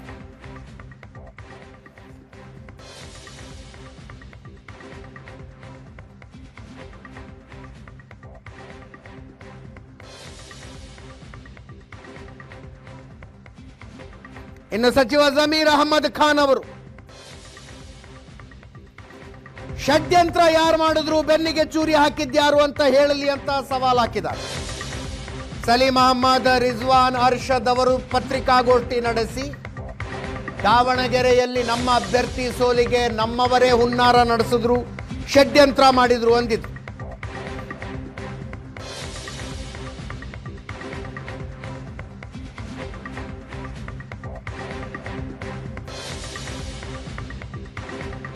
ಕೇಳಿಸ್ಕೊಳ್ಳಿ, ಜಮೀರ್ ಅಹಮ್ಮದ್ ಮಾತಾಡಿ. ಜಬ್ಬಾರ್ ಅವರು ರಾಜೀನಾಮೆ ಕೊಟ್ಟಿರೋದು ಯಾವನ್ನೇ ನಾನು ಇರಲಿಲ್ಲ, ನಾನು ರಾಜೀನಾಮೆ ಕೊಟ್ಟಿದ್ದಾರೆ ಅಂತ ಗೊತ್ತಾಯಿತು. ನಸೀರ್ ಅವ್ರಿಗೆ ಇನ್ನೂ ತೆಗಿತೀನಿ, ಡ್ರಾಪ್ ಮಾಡ್ತೀನಿ ಅಂದರೆ ಗೊತ್ತಿಲ್ಲ, ನಾನು ಕೇಳಿ ನೋಡ್ತೀನಿ, ನನಗೆ ಗೊತ್ತಿಲ್ಲ ಅದು ಏನಕ್ಕೆ ಕಾರಣಕ್ಕೆ ಅಂತ. ಏನಕ್ಕೆ ಅಂದರೆ CM ಅವರು ಏನೋ ಅವ್ರಿಗೆ ದಾವಣಗೆರೆ ಹೋಗೋಕೆ ಹೇಳಿದ್ರಂತೆ, ದಾವಣಗೆರೆ ಹೋಗಲಿಲ್ಲ ಅಂತ ಹೇಳ್ಬಿಟ್ಟು ಏನೋ ತೀರ್ಮಾನ ತೊಗೊಂಡಿದ್ದಾರೆ ಅಂತ ಗೊತ್ತಾಯ್ತು. ಯಾರನ್ನ ಎಷ್ಟು ಹೇಳಿದಾರಾ, ಹೇಳಿದಾರಾ? ಅಲ್ಲೇ ಮುಸಲ್ಮಾನ್ ಅಸಮಾಧಾನ ಇದ್ದಿದ್ದು ನಿಜ. ಏನಕ್ಕಂದ್ರೆ ಟಿಕೆಟ್ ಕೇಳಿದ್ರು, ಟಿಕೆಟ್ ಕೊಟ್ಟಿಲ್ಲ ಅನ್ನೋ ಕಾರಣಕ್ಕೆ ಅಸಮಾಧಾನ. ಆಮೇಲೆ ಸರಿ ಹೋಗಿದ್ದಾರೆ. ನಾನೊಬ್ಬ ಸಾಮಾನ್ಯ ಕಾರ್ಯಕರ್ತ, ನಾನು ಜನಗಳ ಮಧ್ಯದಲ್ಲಿ ಇರೋನು, ನಾನೊಬ್ಬ ಸೇವಕ. ನಾನು ಯಾವತ್ತೂ ಲೀಡರ್ ಆಗೋ ಕೊಟ್ಟಿಲ್ಲ, ನಾನು ಮುಂದೇನೂ ಲೀಡರ್ ಆಗೋ ಕೊಟ್ಟಲ್ಲ. ನಾನೊಬ್ಬ ಸೇವಕ, ಸೇವೆ ಮಾಡ್ತಾ ಇದ್ದೀನಿ ಅಷ್ಟೇ. ನಾನೊಬ್ಬ ಕಾಂಗ್ರೆಸ್ ಪಕ್ಷದ ಕಾರ್ಯಕರ್ತ. ನಾವು ನೋಡ್ರಿ, ಇದು ಮುಚ್ಚುಮರಿ ಏನಿಲ್ಲ, ಏನು ಕ್ಲೋಸ್ ಡೋರಲ್ಲಿ ಒಂದು ರೂಮಲ್ಲಿ ಕೂತ್ಕೊಂಡು ಮಾತಾಡಿದಿಲ್ಲ, ಓಪನ್ ಸಭೆಯಲ್ಲಿ ಹೇಳಿದ್ದೀನಿ. ನಾವು ದಯಮಾಡಿ ಮುಸಲ್ಮಾನ್ ಕೊಡಿ ಸರ್, ನೀವು ಸಿಗ್ಗೊಂದಲ್ಲೂ ನಾವು ಕೇಳಿ ತೊಗೊಂಡ್ವಿ, ನೀವು ಕೊಟ್ರಿ, ನಾವು ಗೆಲ್ಸ್ಕೊಂಡು ಬರ್ದೀವಿ. ದಾವಣಗೆರೆಯಲ್ಲೂ ಕೊಡಿ, ನೀವು ದಾವಣಗೆರೆಯಲ್ಲಿ ಕೊಡಿ, ಯಾರಿಗಾನ ಕೊಡಿ. ಓಪನ್ ಸಭೆಯಲ್ಲಿ ಹೇಳಿರೋದು ನಾನು. DK ಶಿವಕುಮಾರ್ ಅಧ್ಯಕ್ಷ ಮುಂದೆ ಹೇಳಿದ್ದೀನಿ, ಸುರ್ಜೇವಾಲಾ ಮುಂದೆ ಹೇಳಿದ್ದೀನಿ, ನೀವು ಕೊಡಿ. ನೀವು ಕೊಟ್ಟು ಯಾರಿಗಾನ 7 ಜನ ಅರ್ಜಿ ಹಾಕಿದ್ದಾರೆ, 7 ಜನ ಯಾರಿಗಾನ ನೀವು ಟಿಕೆಟ್ ಕೊಡಿ. 7 ಜನದಲ್ಲಿ ಯಾರಿಗಾನ ಟಿಕೆಟ್ ಕೊಡಿ. ನಾನು ಗೆಲ್ಸ್ಕೊಂಡು ಬಂದಿಲ್ಲ ಅಂದರೆ ಮಂತ್ರಿ ಸ್ಥಾನದಿಂದ ರಾಜೀನಾಮೆ ಕೊಡ್ತೀನಿ ಅಂತ ಹೇಳಿದ್ದೆ ನಾನು. ಈಗ ಜಬ್ಬಾರ್ ಅವ್ರು ಏನಂತಾರೆ, ನಾನು ಜಬ್ಬಾರ್ ಅವ್ರಿಗೂ ಮಾತಾಡ್ರೆ, ನೀವು ಹೋಗ್ಬೇಕು, ಅಧ್ಯಕ್ಷ ಆಗಿದ್ದೀರಾ, ಹೋಗ್ಬೇಕಂದ್ರೆ ನಾನು ಮಲ್ಲಿಕಾರ್ಜುನ ಪಕ್ಕದ ಮನೆಗೆ ಬಂದಿದ್ದೆ, ನಮ್ಮ ಮನೆಗೆ ಬಂದಿಲ್ಲ. ನಾನು ಹೆಂಗ್ ಸರ್ ಹೋಗೋದು, ಪಕ್ಷಕ್ಕೋಸ್ಕರ ಹೋಗಿ ಅಂತ ಕೇಳ್ಕೊಂಡೆ. ಅವ್ರೇನೋ ಮನ್ಸಿಗೆ ಬೇಜಾರಾಗ್ಲಿಲ್ಲ, ಹೋಗಿಲ್ಲ, ಮನೇಲಿ ಸೇರ್ಕೊಂಡ್ರು. ನಸೀರ್ ಅಹಮದ್ಗೆ ಎಲ್ಲಿ ಕೊಟ್ಟಿದ್ರು ಜವಾಬ್ದಾರಿ? ಬಾಗಲಕೋಟೆಯಲ್ಲಿ ಮನೆ ಮುಖ್ಯಮಂತ್ರಿ ಬಾಗಲಕೋಟೆಯಲ್ಲಿ ಕೊಟ್ಟಿದ್ರು. ಎಲ್ಲಿ? ಬಾಗಲಕೋಟೆಯಲ್ಲಿ. ಅವ್ರು ಬಾಗಲಕೋಟೆಯಲ್ಲಿ ಕೆಲಸ ಮಾಡಿದ್ದಾರೆ. ಯಾರು ಹಾಕಿದ್ದಾರೆ ಹೇಳ್ಬೇಕು ತಾನೆ? ಯಾರು ಹಾಕಿದ್ದಾರೆ ಹೆಸರು ಸಮೇತ ಹೇಳ್ಬೇಕು ತಾನೆ? ರಾಜಕೀಯದಲ್ಲಿ ಸಹಜ. ಹೈಕಮಾಂಡ್ ನಿಂದ ಸ್ಟಾರ್ ಕ್ಯಾಂಪೇನರ್ ಆಗ್ಬಿಟ್ಟು ಕೇರಳ ಜವಾಬ್ದಾರಿ ಹಾಕಿದ್ರು. ಆಮೇಲೆ ಮನೆ ಮುಖ್ಯಮಂತ್ರಿಗಳು 5ನೇ ತಾರೀಕು ಹೋಗ್ಬೇಕಂತ ಹೋದೆ ನಾನು ದಾವಣಗೆರೆಯಲ್ಲಿ, ಪ್ರೆಸ್ ಮೀಟ್ ಮಾಡಿದೆ. ಮಲ್ಲಿಕಾರ್ಜುನ ಮನೇಲಿ ಊಟ ಮಾಡಿದ್ದೀನಿ. ನಾನು ಅಗತ್ಯ ಇದ್ರೆ ಬಾಗಲಕೋಟೆ ಹೋಗ್ತಾ ಇದ್ದೀನಿ. ಇಲ್ಲಿಂದ ಪಕ್ಷದ ಜವಾಬ್ದಾರಿ ನಾನೇನು ಕೊಟ್ಟಿದ್ದು ಮಾಡಿದ್ದೀನಿ. ನಾನು ಬಾಗಲಕೋಟೆ ಹೋಗ್ತಾ ಇದ್ದೀನಿ. ಇವತ್ತು ಕರೆದ್ರೆ ನಾನು ಬರ್ತಾ ಇದ್ದೆ. ನಾನು ಆ ಥರ ಗೊಂದಲ ಏನಿಲ್ಲ. ಗೊಂದಲ ಎಲ್ಲ ನಾವು ಒಟ್ಟಾಗಿದ್ದೀವಿ, ಒಂದಾಗಿದ್ದೀವಿ. ಎಲ್ಲರಿಗೂ ಮಂತ್ರಿ ಆಗೋದು ಅದು ಸಹಜ. ಎಲ್ಲರೂ ಪ್ರಯತ್ನ ಮಾಡ್ತಾರೆ. ಮಂತ್ರಿ ಆಗ್ಬೇಕಂತ ನನ್ಗೆ ಆಸೆ ಇಲ್ಲ, ಎಲ್ಲರಿಗೂ ಆಸೆ ಇರ್ತದೆ. ಇಲ್ಲ ಸರ್, ಮನೆ ಮುಖ್ಯಮಂತ್ರಿಗಳು ಅನೌನ್ಸ್ ಮಾಡಿಬಿಟ್ಟಿದ್ದಾರೆ, ನಾನು ಹೋಗ್ಲೇಬೇಕಂತ ಅವ್ರ ಪರ್ಮಿಷನ್ ತಗೊಂಡು ಬಂದೆ. ನಾನು ನಮ್ಮ ಪೊಲಿಟಿಕಲ್ ಬ್ಯೂರೋ ಚೀಫ್ ಆನಂದ ಬೈದನಮನೆ ಹಾಗೂ ನನ್ನ ಕೊಲೀಗ್ ಪ್ರಶಾಂತ್ ನಾಥ್ ಇಬ್ರು ಕೂಡ ನೇರ ಸಂಪರ್ಕದಲ್ಲಿದ್ದಾರೆ. ಆನಂದ, ದಾವಣಗೆರೆ ದಕ್ಷಿಣದ ಕಂಪನ ಇಲ್ಲಿಗೆ ನಿಲ್ತಾ ಇನ್ನು ಮುಂದುವರಿಯತ್ತಾ?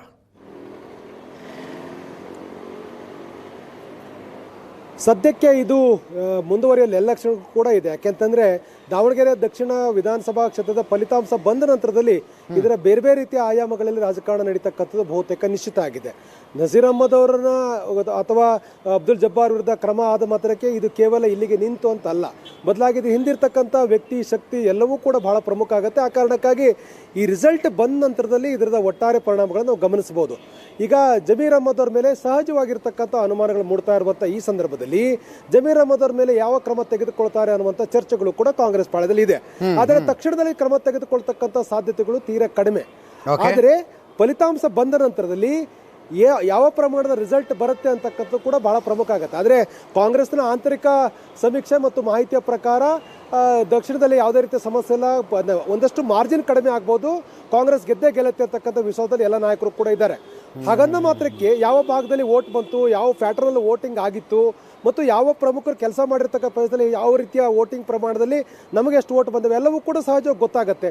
ಬೂತ್ ಮಟ್ಟದ ನಾಯಕರಿಂದ ಕಾರ್ಯಕರ್ತರಿಂದ ಈಗಾಗಲೇ ಮಾಹಿತಿಯನ್ನು ಪಡ್ಕೊಳ್ಳಲಾಗಿದೆ. ಹಾಗಾಗಿ ಆ ರಿಸಲ್ಟ್ ಬಂದ ನಂತರದಲ್ಲಿ ಕೆಲವರ ಮೇಲೆ ಕೆಲವೊಂದಷ್ಟು ತೀರ್ಮಾನಗಳನ್ನು ತೆಗೆದುಕೊಳ್ತಕ್ಕಂಥ ಸಾಧ್ಯತೆಗಳು ಕೂಡ ಇದೆ. ಹಾಗಾಗಿಯೇ ಇದು ಇಲ್ಲಿಗೆ ನಿಲ್ಲೋದಿಲ್ಲ. ಜೊತೆಗೆ ಈಗಾಗಲೇ ಅಮಾನತ್ ಅಂದರೆ ನಸೀರ್ ಅಹಮದ್ ಅವ್ರನ್ನ ಈಗ ಮುಖ್ಯಮಂತ್ರಿ ರಾಜಕೀಯ ಕಾರ್ಯದರ್ಶಿ ಸ್ಥಾನದಿಂದ ತೆಗೆದುಹಾಕಲಾಗಿದೆ. ಅವರು ಇಲ್ಲಿಗೆ ಸುಮ್ಮನೆ ಆಗೋದಿಲ್ಲ. ರಿಸಲ್ಟ್ ಬಂದ ನಂತರದಲ್ಲಿ ಅವರು ಕಮ್ಯುನಿಟಿ ಮುಂದೆ ಹೋಗ್ತಕ್ಕಂಥ ಪ್ರಯತ್ನವನ್ನು ಕೂಡ ಮಾಡ್ತಾರೆ. ಅಬ್ದುಲ್ ಜಬ್ಬಾರ್ ಕೇವಲ ಈಗ ರಾಜ್ಯದ ಅಧ್ಯಕ್ಷ ಸ್ಥಾನವನ್ನು ಬಿಟ್ಟ ತಕ್ಷಣ ಅವರಷ್ಟಿಗೆ ಸುಮ್ಮನೆ ಆಗೋದಿಲ್ಲ, ಬದಲಾಗಿ ದಾವಣಗೆರೆ ಅವ್ರದೇ ಆಗಿರ್ತಕ್ಕಂಥ ರಾಜಕಾರಣವನ್ನು ಮುಂದುವರಿಸ್ತಾರೆ. ಮತ್ತು ಈ ಎಲ್ಲ ಡೆವಲಪ್ಮೆಂಟ್ ತಕ್ಷಣದಲ್ಲಿ ಆಗಲಿಕ್ಕೆ ಯಾರು ಕಾರಣ, ಯಾರು ಹಿಂದಿರ್ತಕ್ಕಂಥ ಶಕ್ತಿ ವ್ಯಕ್ತಿ ಇವೆಲ್ಲವೂ ಕೂಡ ಬಹಳ ಪ್ರಮುಖ ಆಗುತ್ತೆ. ಹಾಗಾಗಿ ಅವರ ವಿರುದ್ಧವೂ ಕೂಡ ಒಂದು ಸಪರೇಟ್ ಆಗಿರ್ತಕ್ಕಂಥ ಅಜೆಂಡಾ ಫಿಕ್ಸ್ ಮಾಡಿಕೊಂಡು ಜಬ್ಬಾರ್ ಇರ್ಬೋದು, ನಸೀರ್ ಅಹಮದ್ ಇರ್ಬೋದು, ಜಮೀರ್ ಇರ್ಬೋದು, ಇವರೆಲ್ಲರೂ ಕೂಡ ತಮ್ಮದೇ ಆಗಿರ್ತಕ್ಕಂಥ ರಾಜಕಾರಣವನ್ನು ಮಾಡ್ತಕ್ಕಂಥ ಸಾಧ್ಯತೆಗಳು ಕೂಡ ಇದೆ. ಹಾಗಾಗಿ ಈಗ ಮುಸ್ಲಿಂ ಸಮುದಾಯದಲ್ಲಿ ಮುಸ್ಲಿಂ ನಾಯಕತ್ವದಲ್ಲಿ ಉಂಟಾಗಿರ್ತಕ್ಕಂಥ ಎರಡು ಪ್ರಮುಖವಾಗಿರ್ತಕ್ಕಂಥ ಗುಂಪುಗಳೇನಿದೆ, ಇದು ರಿಸಲ್ಟ್ ಬಂದ ನಂತರದಲ್ಲಿ ಇನ್ನಷ್ಟು ಆಕ್ಟಿವ್ ಆಗುತ್ತೆ ಮತ್ತು ತಮ್ಮದೇ ಆಗಿರ್ತಕ್ಕಂಥ ರೀತಿಯಲ್ಲಿ ತಮ್ಮ ಯಾವ ಉದ್ದೇಶ ಏನಿತ್ತು ಆ ಉದ್ದೇಶವನ್ನು ಈಡೇರಿಸಿಕೊಳ್ಳುವ ನಿಟ್ಟಿನಲ್ಲಿ ಎಲ್ಲ ರೀತಿಯ ಪ್ರಯತ್ನಗಳು ಮಾಡ್ತಕ್ಕಂಥ ಸಾಧ್ಯತೆಗಳು ಕೂಡ ಇದೆ. ಇದರ ಜೊತೆಗೆ ಈ ಎಲ್ಲ ಡೆವಲಪ್ಮೆಂಟ್ ಹಿನ್ನೆಲೆಯಲ್ಲಿ ಮುಖ್ಯಮಂತ್ರಿ ಸಿದ್ದರಾಮಯ್ಯರು ಕೂಡ ಒಂದಷ್ಟು ಮೌನಕ್ಕೆ ಶರಣಾಗಿದ್ದಾರೆ.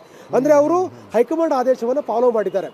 ಹೀಗಿದ್ದಾಗ ಮುಖ್ಯಮಂತ್ರಿಗಳು ಈ ಎಲ್ಲ ಡೆವಲಪ್ಮೆಂಟಲ್ಲಿ ಯಾವ ನಿರ್ಧಾರ ತೆಗೆದುಕೊಳ್ತಾರೆ, ತಮ್ಮ ಆಪ್ತ ಬಲದಲ್ಲಿ ಗುರುಸ್ಕೊಂಡಿರ್ತಕ್ಕಂಥ ನಾಯಕರ ಮೇಲೆ ಆಗ್ತಾ ಇರತಕ್ಕಂಥ ಶಿಸ್ತಿನ ಕ್ರಮ ಇದನ್ನು ಹೇಗೆ ಮುಖ್ಯಮಂತ್ರಿಗಳು ಸ್ವೀಕಾರ ಮಾಡ್ತಾರೆ, ಅವರ ಸ್ಟ್ರಾಟಜಿಗಳೇನಿರುತ್ತೆ, ಇದು ಬಹಳ ಪ್ರಮುಖ ಆಗುತ್ತೆ. ಹಾಗಾಗಿ ಇವೆಲ್ಲವೂ ಕೂಡ ರಿಸಲ್ಟ್ ಬಂದ ಮೇಲೆ ಇಂಪ್ಯಾಕ್ಟ್ ಆಗ್ತಕ್ಕಂಥ ಸಾಧ್ಯತೆಗಳೇ ಹೆಚ್ಚು.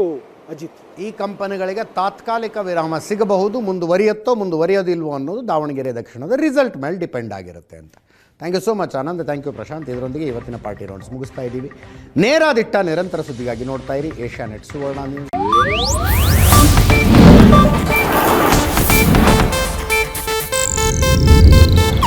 ಇದು ಏಷ್ಯಾನೆಟ್ ನ್ಯೂಸ್ ನೆಟ್ವರ್ಕ್ ಪ್ರಸ್ತುತಿ.